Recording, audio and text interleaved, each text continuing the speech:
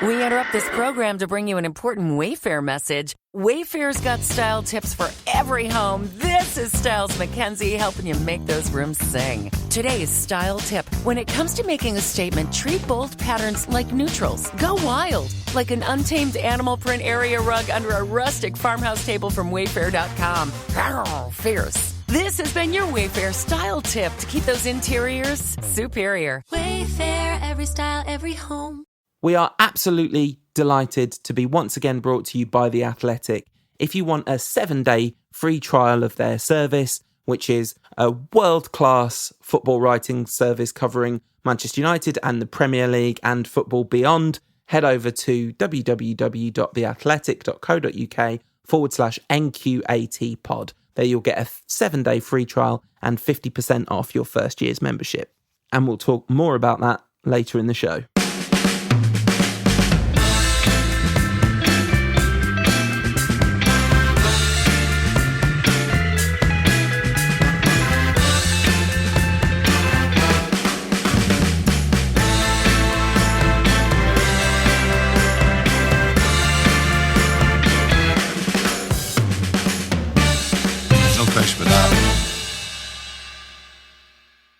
So, Ed, have you recovered from the incredible excitement of transfer deadline day where we did a last-minute, high-profile deal? Wow. Yes. There was a lot of excitement for that deal amongst Nigerian Twitter. That's lovely, though, by the way. That made my heart full of happiness and joy.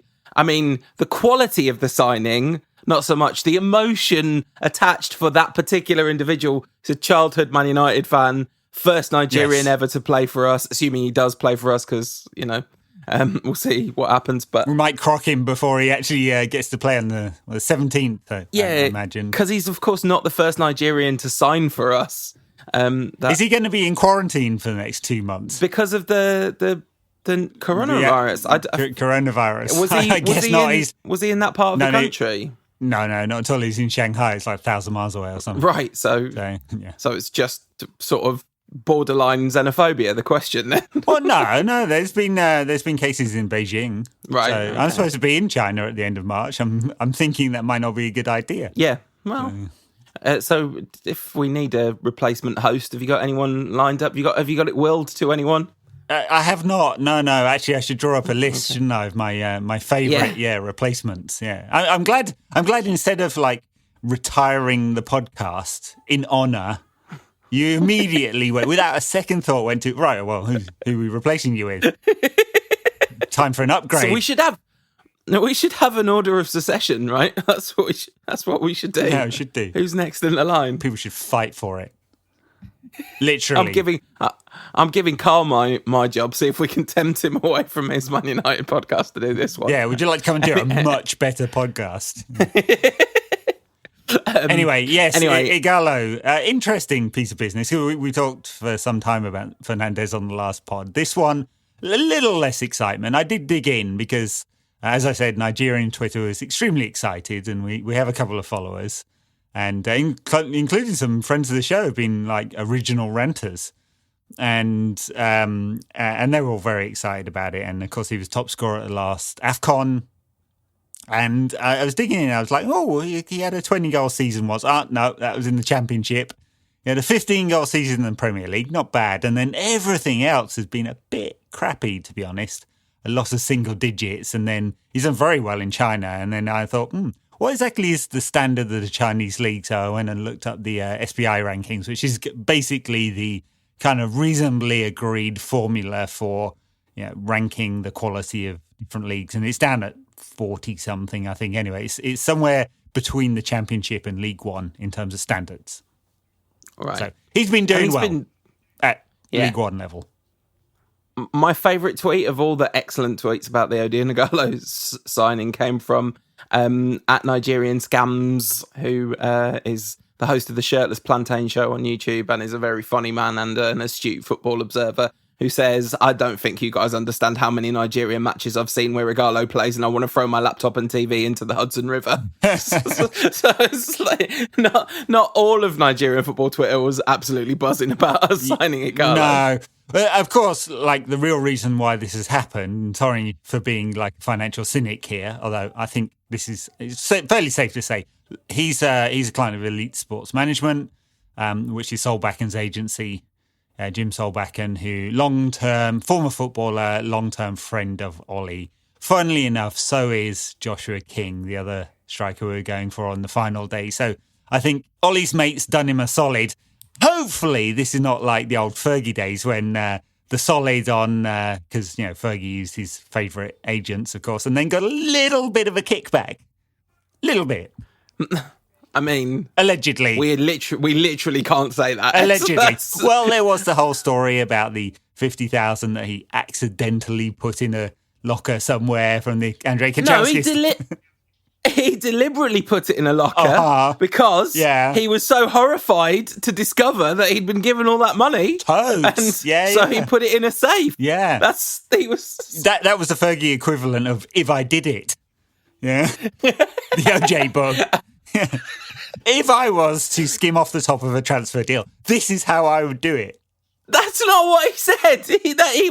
He said in his book, his good book, the good one, his first one, like, this was a terrible scandal, and he put the money away, and they gave it back the next day. Anyway, but, it was very funny. He wasn't detailing how he got away with it. He was, of course, he used his brother and his son in various transfer dealings as well. Anyway, we'll move on from Fergie because otherwise, before the Twitter hate machine descends on me once again for my Steve Bruce faux pas. The Fergie. I can't believe you've got Fergie now. He's going to not talk to us after games anymore because you mentioned his son being an agent. That's true. To make a serious point, though, I was reading an article on a website called Josimar, which is a Norwegian football magazine. So I don't know anything about this. I don't know anything about so I was just going to direct people to do their own research into this because I haven't really looked into it. But it rang a bunch of alarm bells for me about some really dodgy conduct from Solbakken and in various different cases, including the trial of the case of a player who was on trial for rape.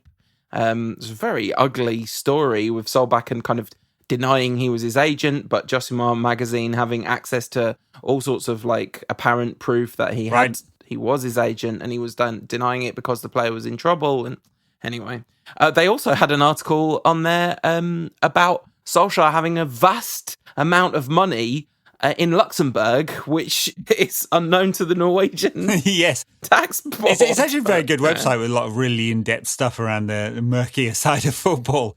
Solbakken tried to sue them, I think I remember, for that article a few years back. And then the case never ended up in court, which was interesting. Right. I say, stroking my beard. Yeah. Anyway, should we move on from corruption? Yeah. Ighalo, I remember that one good season he had at Watford and how Louis van Gaal really wanted to buy him for United. Seen a lot of stats from, let's say, maybe people who we might know who maybe like collate stats and put them together in Instagram posts. And it's like his last two full seasons in England, scored 20 goals in one and 15 goals in the other. Doesn't mention his last half a season in England where he made 18 starts, which is a lot of starts, and scored precisely one. That is one goal. One goal. So not particularly buzzing about Ighalo coming along. But I have to say much more happy about him coming on loan than if we were literally buying Josh King, which would have been round the twist. Yeah.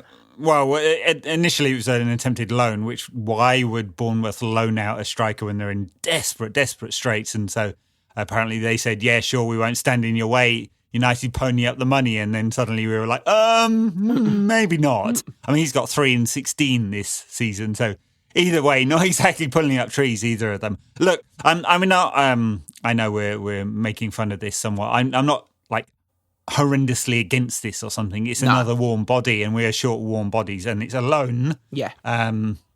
I have to say, Shanghai Shenhua are getting some of their money back because although he went to China in the first place for 20 million, he moved intra-China for about 5. So, I mean, he's on massive wages. And of course, a lot of the Chinese clubs, now that the tax regime has changed over there, are trying to get rid of their foreign players. And it's basically been decided that whole experiment was a mistake.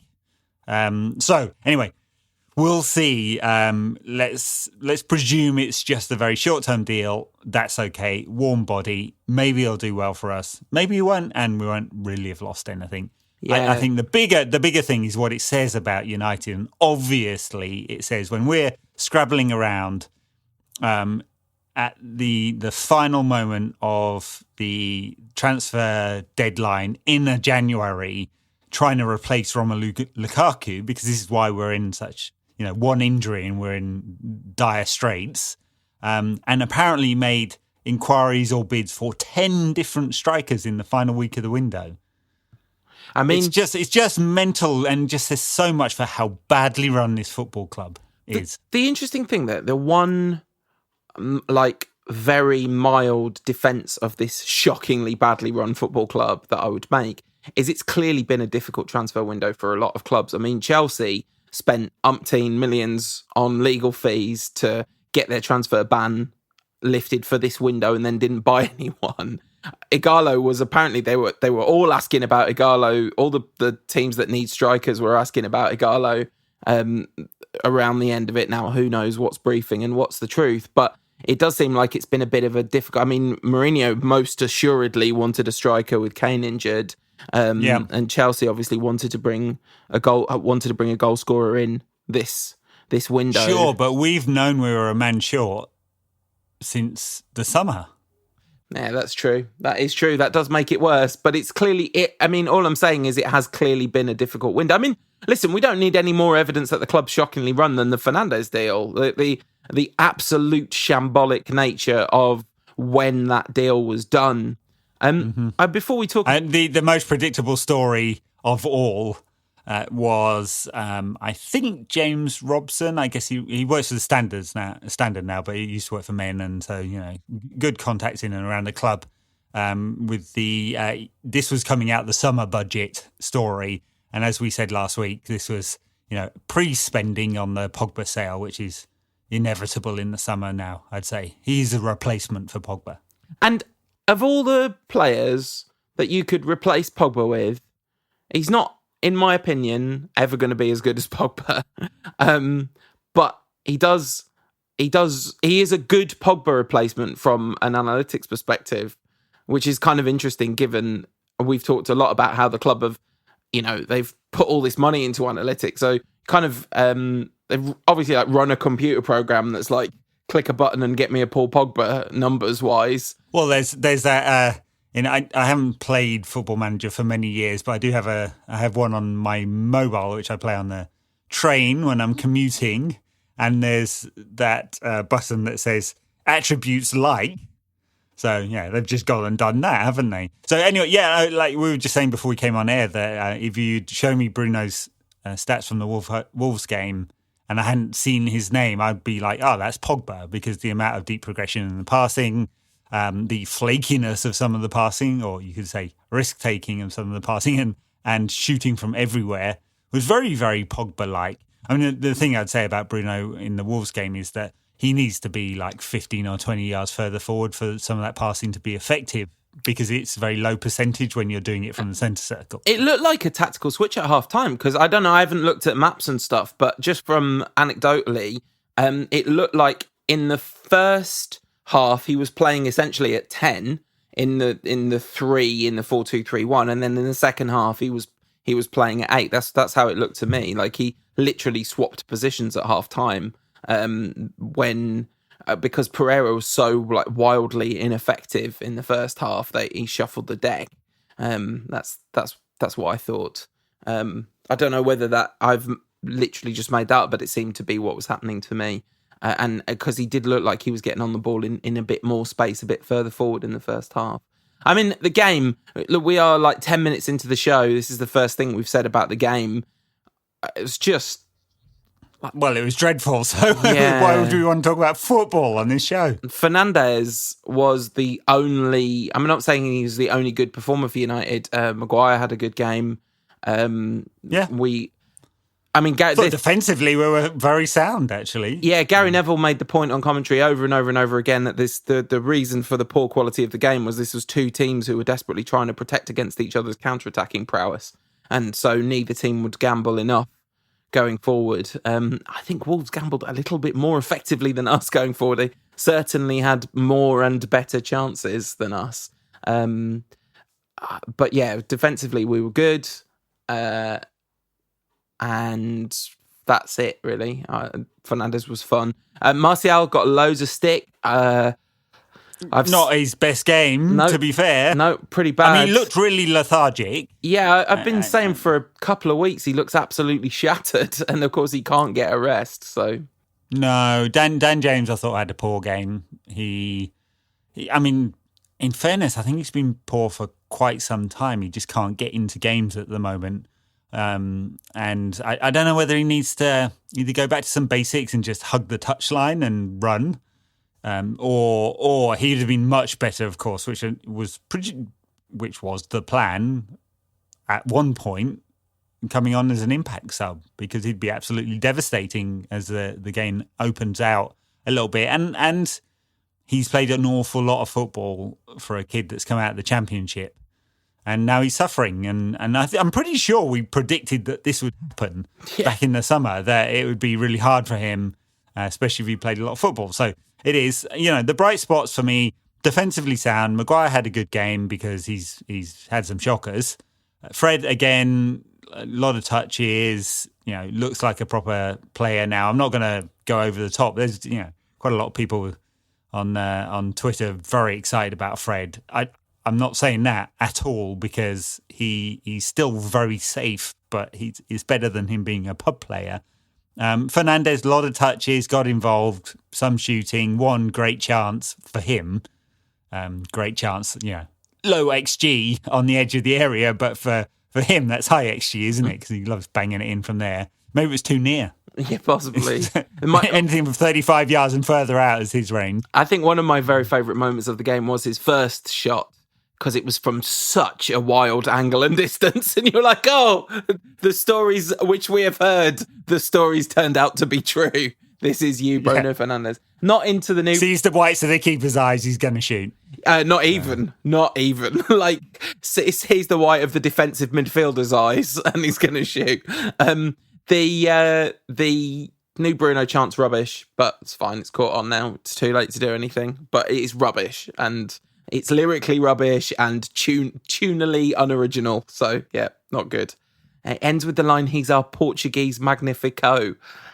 Not a fan. Also not a fan of the Premier League table, because bloody Jose, bloody Mourinho, bloody beating City, because we can't have nice things. So, United, having clung on to this kind of... in a way, it's kind of a not a good thing, but... it's a more honest representation of what our season's been like, that we are 7th in the league than if we were 5th at the end of this weekend. Yeah, it's a good job the winter break has come now, because an extra game now and we could be behind Everton. Everton, who've been having an absolutely shocking season under Marco Silva. Yeah. Or, 2 points behind us. 2 points behind us. They sacked their manager. Arsenal are now only 4 points behind us. Arsenal in 10th in the league. Oh, you know who else is 4 points behind us? Literally everyone. Arsenal, Burnley, Newcastle and Southampton. So we're now 6 points off. Southampton? Yeah, 4 points behind us, and they got beaten 9-0 at one stage this season. So, in 14th place in the league on 30 points, aka 5 points but beneath us, are Crystal Palace. And that's the last team that we're further away from underneath us than we are Chelsea. We are 38 points off the league leaders. In some seasons, 38 points off the league leaders would have you relegated. In many seasons, in fact. Would it? 38 points by the end of the season? Yeah. Between 80 and 90 was standard. In fact, 75 to 90 was standard. United won the league with 72 at one stage. Right, remember? Fergie era. Okay. Well, there you go. I mean, you have to look a long way down before you find a team that we're further away from than Chelsea in fourth. Never mind that. I mean, you're talking about the league leaders. I'm not even the league leaders who are 22 points ahead of second place in the league this season. So anyway, that's a conversation for a different day. But yeah, seventh in the league after a very drab, disappointing 0-0 against Wolves. We've played Wolves 4 times this season, I think. There's a drab an exciting 1-1. First time we played back them away. August. Yeah, we were really good in the first half. Then there was the really drab home leg for Wolves in the FA Cup. And then there was the slightly less... game. And then the slightly less drab replay of that, which broke Marcus Rashford's back. And then that game which broke my brain because I had to spend 2 hours watching that absolute rubbish. I mean, it was really, really rubbish, and United did the thing that United do, which, it's taking pot shots from unfavourable angles and great distances. And because we don't create good chances, we just do not. And I disagree with Ollie's assessment and most of the internet's assessment when it comes to United, because Ollie thinks these are chances because we've had a shot. They're not. They're not. For most of the shots, actually, yes, literally, most of the shots United took, we are likely to score 1 in 100. So in order to win that game, we need to take 100 shots. I don't think United in a game will have ever taken 100 shots. Nowhere near. Sometimes we would be well pushed to take 100 passes. Quite a few in this one, but these are not shots. These are not good chances. The best chance we had by miles and miles and miles was Diego Dallo at the end. Yeah, absolutely. And that's come to Diego Dallo, a fullback who's attempted and he fell over, header. you know. And he kind of had to fall over because of where the ball was. He actually did well to get ahead on it. It wasn't like a bad miss. He did well to kind of twist his body around to get ahead on it. And it said much for United that in order to change the game up, we brought Jesse Lingard and Diego Dallo on. Honestly. Oh, God, it's really upsetting. Solskjaer said after the game, I hate anything, anything that starts with that is going to be like everyone's going to be miserable after whatever comes next. But he said, I've only seen this in one place, so sorry if it's not an accurate quote. He apparently said, not many teams break Wolves down. And every single team in the division, bar, I think, 2, have scored against Wolves this season. So that sounds like almost everybody breaks Wolves down, actually, Ollie. And we just... It's amazing how infuriating he's become. And, I want him to succeed. Let me just be clear. I wish he was succeeding because he's Ollie and he's a hero and he's one of ours. And there's nothing more romantic than... if he was doing a fantastic job.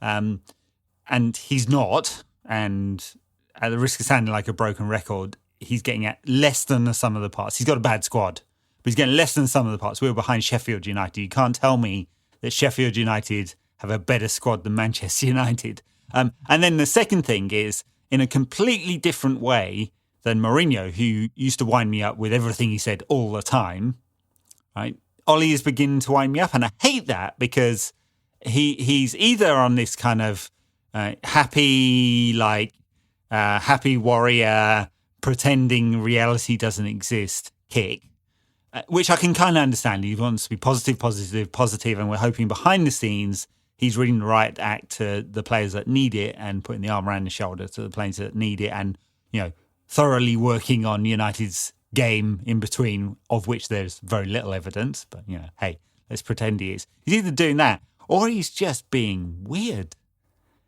like giving weird, limp, sorry to say it, I can't think of a better way of putting it, competition winner vibes in interviews. He just is, and it's blown my mind. And I listen to him or read something and I want to tweet it, and I'm like, I won't do that because, it's just like negative all the time. And I'm always being accused of being negative anyway. So I'll WhatsApp it to you guys instead. And then we could talk about it on the show and be accused of being negative. I don't think anyone's accusing us of that particularly. I haven't had any messages saying that the show is taken and the thing is, of course, at the moment, the culture is such that if you say anything nice about him, you're accused of being a weird Glazer stooge by a whole bunch of weirdos. And if you say anything critical of him, you've got a whole bunch of people go and support the club. So you're in a slightly lose-lose situation. But we are operating on the basis that there are a substantial number of people that actually just want our best attempts at a nuanced take, which is what we'll always give you. But you said he's annoying you in a completely different way to Mourinho. I actually think if you dig into the core root of what's going on, it's the same as what Mourinho was doing, which is the really annoying thing about it is it's all about the preservation of the person's job and the person's reputation over the club's well-being. Because let's assume that Solskjaer is more emotionally invested in the well-being of Man United than Jose Mourinho was. But actually the way he's behaving is he's very invested in keeping the job, which is what Mourinho was too. Or Mourinho as well, his broader reputation, And I tell you what, Solskjaer is doing Mourinho's broader reputation a lot of favours, but only among people who are not paying attention, because so much of the malaise, predates so much of the kind of short-termism, One thing that I thought was really noticeable is we were lining up for a set piece and Gary Neville was talking about how Maguire and Lindelof was really the only height in the box. And I remember us lining up under Mourinho and just I'm not a short man. I'm 6 foot something, 6'1", I think. And I remember being in the mix zone and just looking at all these absolute giants walk past in the Mourinho era, when you've got kind of Matic and Pogba and Zlatan and the two big centre halves, and we've shrunk a lot post Mourinho. Yes.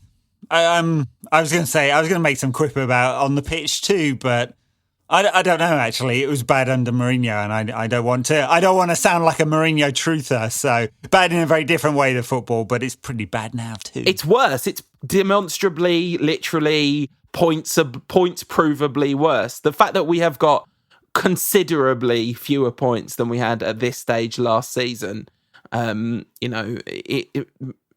is doing almost as bad a job as he could possibly be doing at this point. Yes. And the Mourinho truthers get a bit of ammunition, don't they? 2-0 win for Spurs. They must be buzzing their heads off right now, yeah. And Bergwijn scored fine goal, didn't he, on his debut for Spurs? If you haven't seen it. Yeah. I did not see that. Well done. Yeah. Well done to him. Banging volley. Well done to him.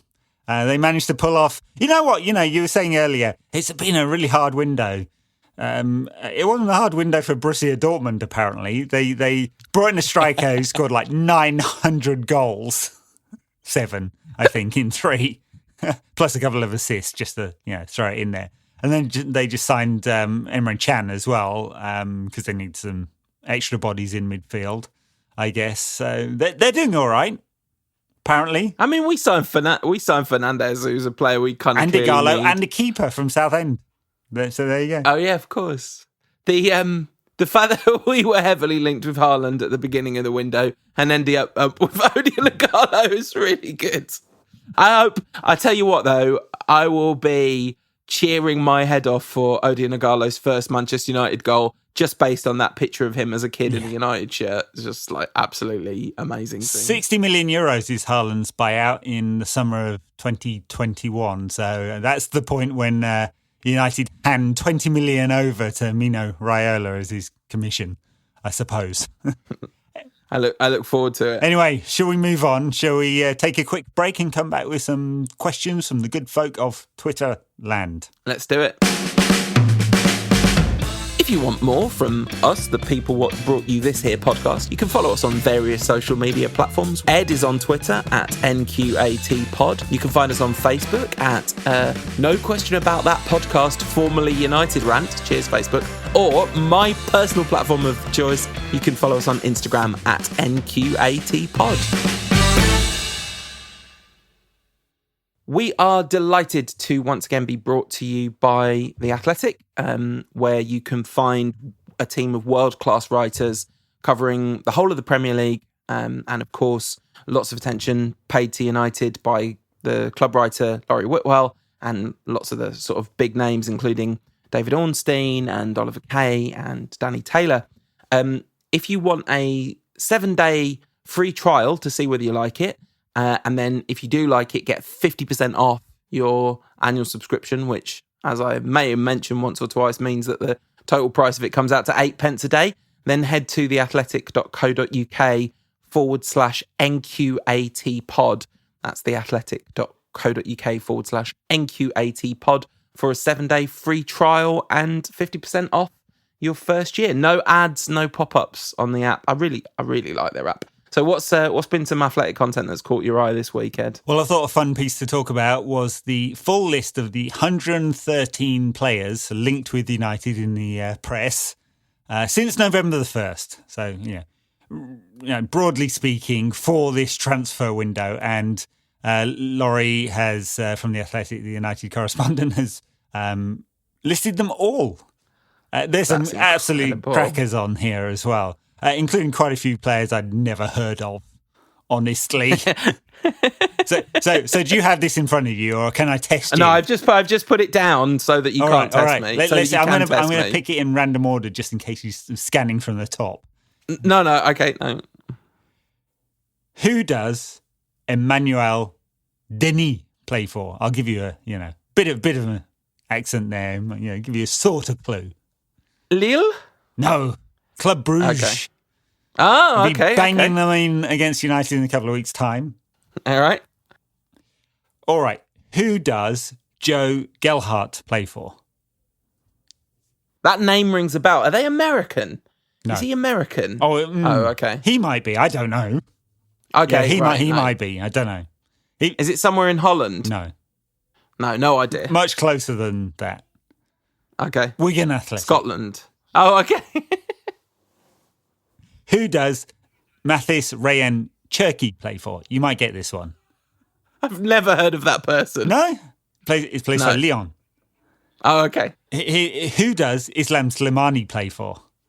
Nah. That's a great question. So I know that the answer is not Leicester City, but in my head it's sort of permanent. He did play for Leicester, right? I just made that up. Well, strictly speaking, he's still a Leicester player. Oh, okay, right. Because he where's he on loan now? I remember him being really good for Algeria, and by really good, I mean really fast.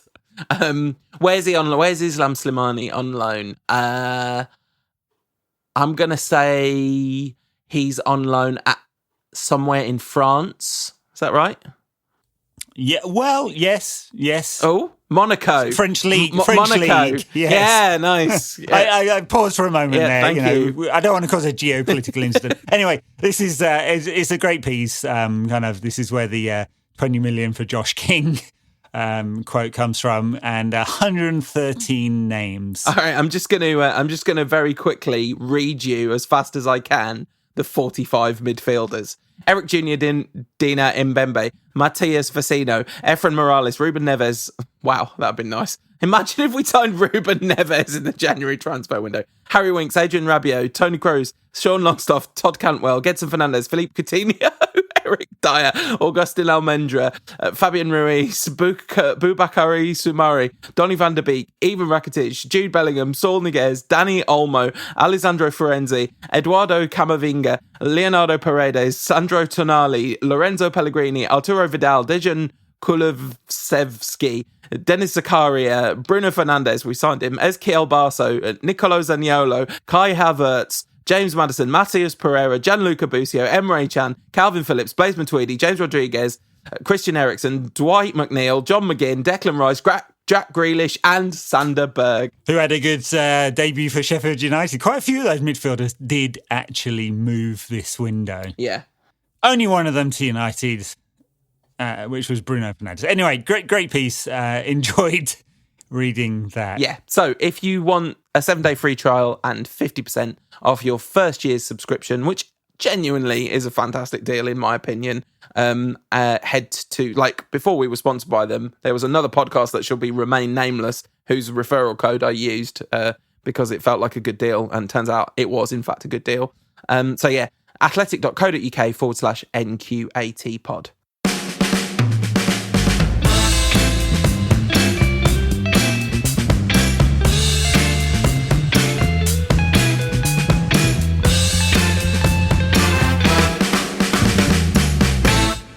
that's one of the most stupid questions I've ever heard in my life. Test my patience. All right. Do we have to? Do we have to? It's like, do we? I suppose we should. Yeah, the only reason we don't want to is not that we don't love the people that listen, is that the subject matters are almost universally depressing because it's also hideously depressing at the moment. Jetson Gospel says, an update on Smalling's vegan menu in Italy from Paul, please. You've been following what he's eating? I haven't been following him. He hasn't posted a lot of pictures of food on his Instagram. He did put a picture of himself in an absolutely lovely jacket. Like very Italian tailoring. It was just like Chris Smalling is out here living his best life. Yeah, Stanley Chow, friend of the show, says, should United put all their eggs in the Europa Cup basket? A la Jose. Interesting question. We are ranked second, so again on the SPI index rankings, sorry, get nerdy, just behind Sevilla in terms of quality of squad. So, hard one to win now, isn't it? Yeah, I mean, we got a really favourable draw, I think, in the season that we won it under Mourinho, and he did a fine job of dismantling Ajax in the final. But actually, we had Pogba, we had Zlatan, who was like absolutely instrumental in that Europa League run. I think a lot will depend on how quickly and effectively Rashford comes back to fitness. If we've got Rashford, then I kind of believe anything's possible, and we have missed him so much. Oh, God. So, yeah, when you saw Martial yesterday really struggling to give United any kind of focal point or impact, and Dan James is broken. Yeah. Missed Rashford huge amounts. So I guess Rashford, he's looking at April or something like that, depending on how well this clears up. So far away. 2 games against Club Brugge is February and February. That should be all right. Yeah. That should be all right, yeah. And then we'll see what we get after that. I mean, I have to say that me saying should be all right is based entirely on that time we played them twice, because I have not paid one iota of attention to Club Brugge since those 2 games. So maybe they've revolutionised themselves in the meantime, but I don't know. Ed Simons Simons on Twitter says, Chemical Eddie. Nice handle there. Do you know why that's his handle? I don't. Because that's one of the actual Chemical Brothers, Ed. That's one of the actual Chemical Brothers. Sorry. Hi, Ed. I'm being so dumb. Yes. Just so you know, Ed, Ed that's listening, Ed, the extent to which I was a big fan. 17-year-old us is nerding the heck out right now cannot be overstated. Yes. Chemical Eddie was my nickname in those days, but that's a whole other story. It says, will we ever score again? Good. When will we next score, Paul? Who do we play next? I can't even remember. It's absolutely ages away. That we're certainly not going to score for a fortnight because we don't play any games. So we're playing on Monday the 17th away at Chelsea. So I think the answer to the question is we're next going to score a goal in Belgium on Thursday the 20th. That's when. United Hong Kong says, your honest prediction of United's season, I think we're going to finish 6th and get knocked out in the semi-finals of the Europa League. How about that? And Wayne Rooney's going to score a banger in the 5th round of the FA Cup and put us out. Did they? Has that game happened yet? Hasn't played. No, it's a shame. I am very, very emotionally invested in Derby winning that game, so we get to see Wayne again. The truth is, I think at this point, 6th is a borderline optimistic prediction for the rest of our season. Like the teams, there are still teams below us, particularly Arsenal, who could click into another gear. I mean, I don't know how likely that is, but Sheffield United aren't really showing any serious signs of faltering. Chelsea certainly aren't showing signs of faltering, and you would imagine that Mourinho will drag enough results out of Spurs in his first season there, particularly they've, with their new signing. I don't think it's nailed on that we finish this league season in the top 6. No, it's definitely not nailed on. I mean, we should be looking up, and obviously we just can't find any consistency to put pressure on a Chelsea side that are desperately inconsistent as well. I mean, they're having a bad time of it at the moment, Chelsea. Not a good set of results in the last 10 games, but yet they're 6 points ahead of us. I mean, they'll be coming under pressure now from Spurs or maybe Sheffield United.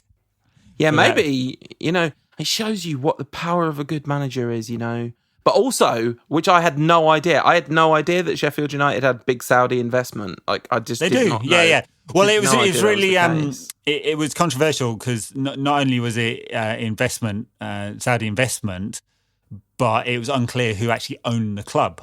Right? So the previous owner took them to court in order to try and clarify that he was actually the owner. He lost, so he's no longer the owner, the previous owner. I'm sorry, I've completely forgotten his name. And now there's a problem with the stadium because the previous owner owns Bramall Lane and he's being forced to sell it. So they've got to come up with a figure to... the club has basically got to buy Bramall Lane, right, which is going to be apparently in the 20 to 25 million range valued at, and the club will have to come up with that money. So that's going to impact their summer spending and so on.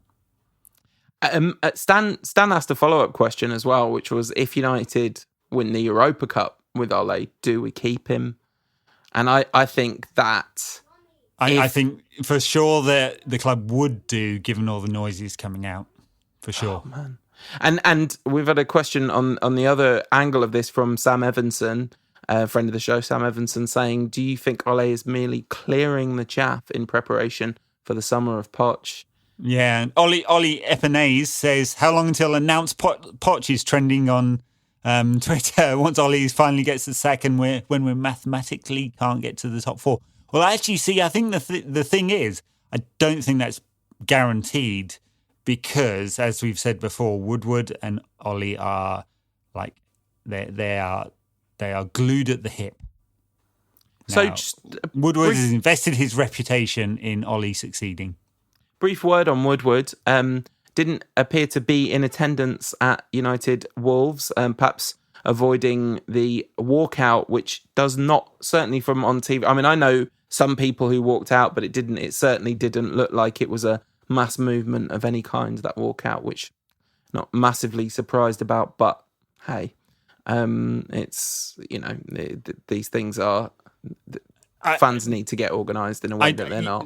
Fans cannot organise because it's like expecting smokers to mass give up smoking at a designated time. It's just not going to happen, unfortunately. And I think they are right in the sense that putting pressure, either visible pressure of fans demonstrably unhappy with the club, which no sponsor wants to be associated with, which walking out would do, or banners or scarves or flags or all sorts of other stuff.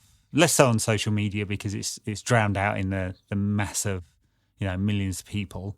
But it's just super hard to organise. Hey, was the time I was involved with people at the Supporters Trust, and they just right at the height of Green and Gold, they had about 100,000 members, and it's a drop in the ocean. So Harry Riddick says, is signing Odion Ighalo worth it on the basis that his name fits perfectly into the Falcao chant? Should we sign a striker on loan every 5.5 years that fits this chant? Yes, yeah. I think we should. 100%. And if Lo Lo Lo Lo Odion Ighalo isn't sung, I'm going to be so annoyed. We had a question from at the highs and the lows, good username, saying, are you going to give Ighalo a chance to prove himself to you? And the answer to that is always, of course, yes. And also, he doesn't need to prove anything to us. Man is living his absolute best life.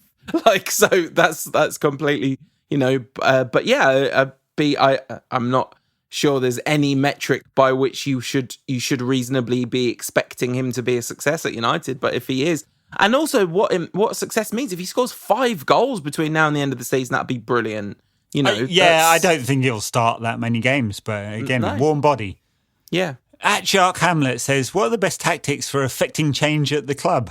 So I was going to say kidnap Edwin van der Sar or some other decent director of football, and just got to be really careful with encouraging acts of crime at this point. No. No. I think, bag over the head, get him on a plane. Like, you will sign us decent players. Unfortunately, and sorry to give the kind of downbeat, cynical view of this, I think we as fans have lost, and that the Glazers are completely and totally entrenched in our club. And there's absolutely nothing we can do short of, if you've got any mates that are billionaires, encourage them to buy the club or club together. In fact, get your billionaire mates to, start talking in their billionaire talky language and club together and buy the club. Yeah. That's how you get change. One of my favourite questions this week from @DBigmore1: is it normal to be lower than a team in the league that you loaned a player to, asking for a friend? Shout out to Dean Henderson looking down on us from Sheffield. Oh dear. Yeah. Not really a question, says @Ben_Pummel, but would be interested in hearing your thoughts on Shaw's post-match interview following the Wolves game. Surprisingly, he was the only one demonstrating the attitude you'd expect, more so than Ollie. He looked devastated and pissed off. I actually thought Luke Shaw was pretty good in this game, and I was surprised that he was selected, but I felt like he honestly warranted his selection. He got skinned by Adama Traore twice in the first 10 minutes, and I thought, oh dear, this looks good because Brandon Williams, because he destroyed Luke Shaw earlier this season, and Brandon Williams kept Traore quiet twice. I was like, have you forgotten who did well and who did badly against this player? And I thought it was going to be one of those days. But apart from that, he did very well, Shaw. I thought he did keep him at bay. Yeah, I absolutely. But I also Harry thought Maguire trying to dislocate his shoulder also helped. I thought Shaw was quite good going forward. He was. Listen, I thought he was better than he has been generally. I just didn't want it to go past without a mention that I thought Luke Shaw was. I was desperately trying to think of talking points after that game. I was like, I think Luke Shaw had quite a good game, is one of my 3 talking points. Luke Shaw's expected assists in this game, 0.0. No, look, it's not all right, Johnny. Oh, hold on. Let me just get my glasses out, push them up my nose and say, well, actually... the stats community the analytics community reacting with general hilarity to United trying to sign Josh King and Odion Ighalo in the same day. That was good. Yeah. So Laurie Whitwell, I was just scanning through United correspondent at The Athletic, saying that United did make a £20 million offer for Josh King, which is just extraordinary. And apparently Bournemouth turned it down because they expected twice that. It's £40 million gets you 3 goals, apparently. It's absolutely unbelievable. The nerve of this football club to I know he's one of our own. So's Danny Welbeck. I'd rather spend 20 million on Danny Welbeck. At least I'm emotionally involved in him. Josh I'm King. surprised we didn't go for James Wilson because, he's just moved to Salford. He's only up the road. Could get him in on a quick loan if we need to. I hope he bangs him in. That feels like a very, very class of 92 signing, doesn't it? Who was that kid that was good and then got injured and might still be all right? I think he wasn't on loan at Aberdeen for ages and didn't score any goals there either.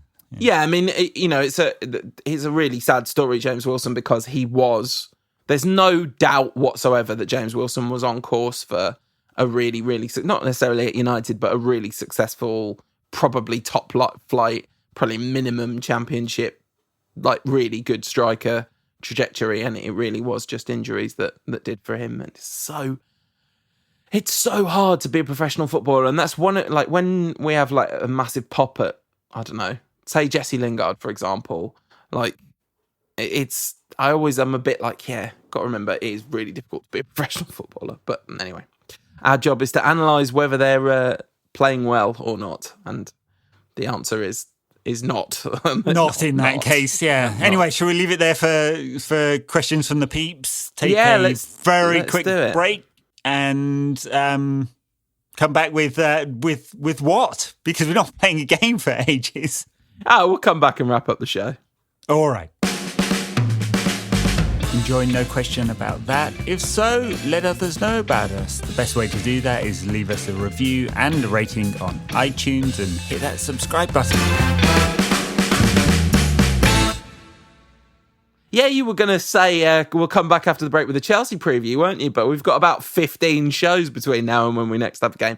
We're trying to work out exactly what we're going to do content-wise, but we're going to try and get something in your RSS feeds at least twice between now and the Chelsea game. Yeah, we have something for Friday, an interview, and then after that we'll do any questions answered. Ask me anything. Whatever. What is the terminology it's that AMA. you're allowed to... It's always AMA, because if it's AQA, that's all questions answered, and there's absolutely no way I'm committing to that, because people have some wild stuff. But Ask Me Anything is completely different, because then you could choose whether to answer or not. But yeah, we don't play until the 17th. I mean, how badly? It's not an international break, right? There's no international football in this break. Winter break. I mean, this is... I just started hearing, because, I had a pop at Klopp for... Not saying he wasn't going to manage in this FA Cup game and that he wouldn't play any senior players. I didn't realise until between when I said that and now that there was an actual winter break. When who decided this? When was it decided? How has it come about? Well, it came about because the Premier League clubs, as they do when there's any kind of regulation change, voted on it. You need 2/3 of the teams to vote, 14 teams to vote on something for it to come in, and much like they did with moving the transfer window, which I reckon actually is going to go this ending the summer transfer window early. They did the same and voted in a winter break, 2-week winter break. So, it's great. It's a great move. That's why Klopp was so pissed off. Yeah, because the Premier League created a winter break, but the FA didn't. So the FA Cup is not on a break. And I completely agree with Klopp. Like I was having a pop at him, but I completely agree with him. I agree with his frustration. I don't agree with his answer being, "I'm not going to bother turning up." I think he's completely right to say no. If you're not going to take the welfare of these players seriously, I'm not going to participate in your tin pot trophy that only old men care about. The under-23s, they don't count.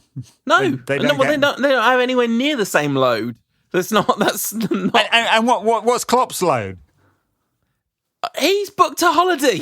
He needs a holiday as much as anyone else. It's not easy I bet he hasn't. Anyway, I don't like it because whatever. I don't want to get onto Klopp. You don't like it because it's Jurgen Klopp. Is that why? No, specifically, you don't like it because it's the Liverpool manager, because you would not mind Jurgen Klopp at all if he managed literally anyone else. If Ole Gunnar Solskjaer had done that, I'd think it was really disrespectful that he could just go, "I'm not bothering turning up." But you can't. And he would be absolutely eviscerated for this. Anyway, isn't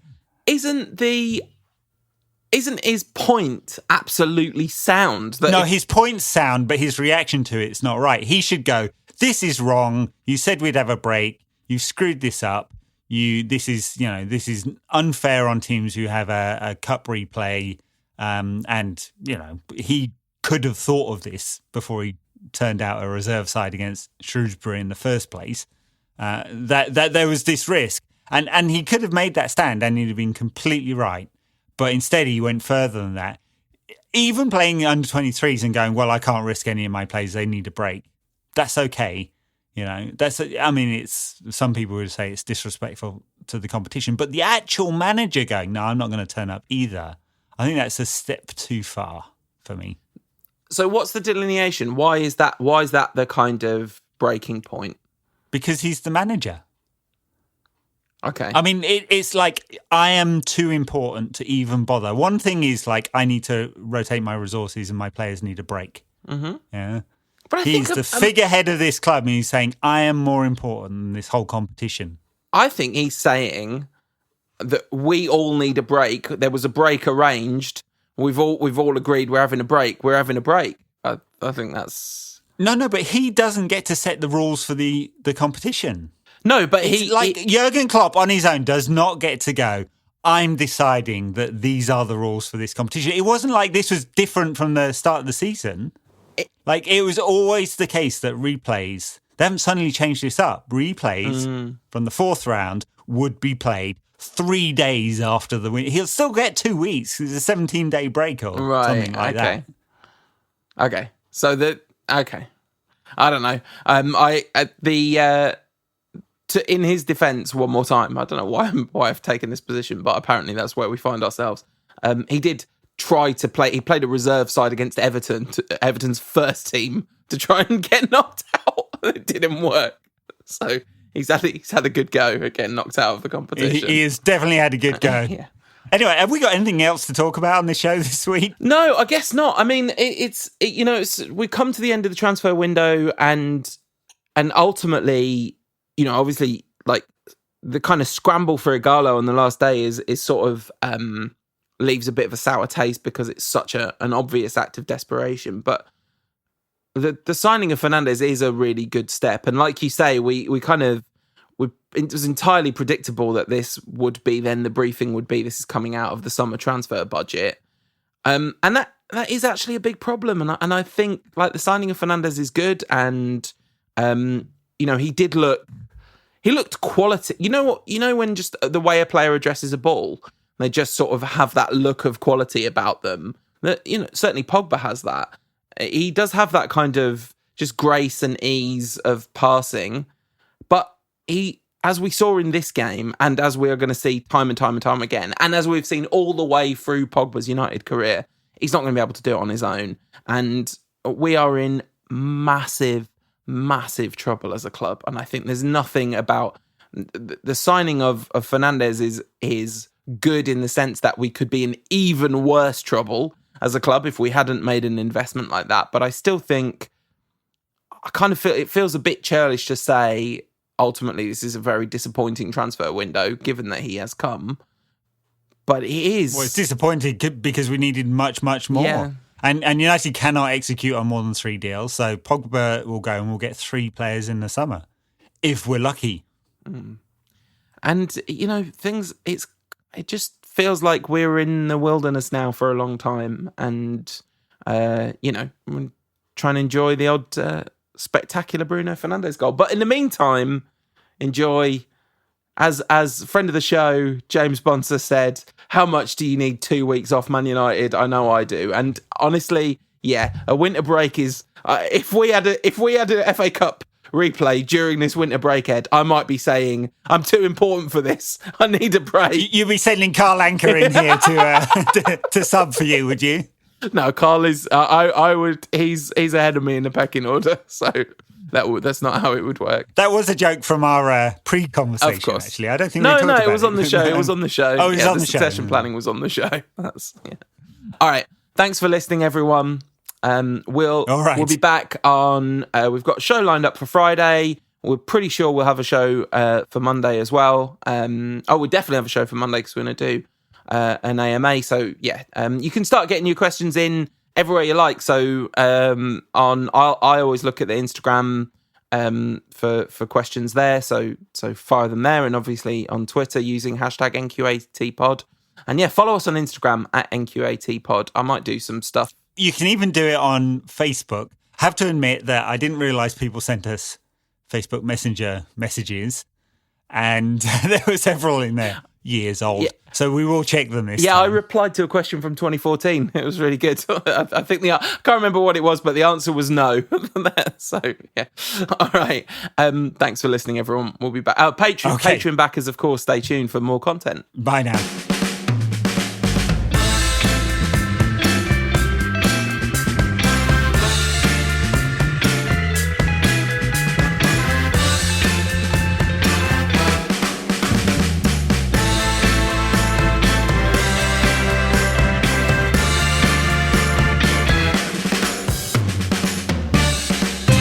For that.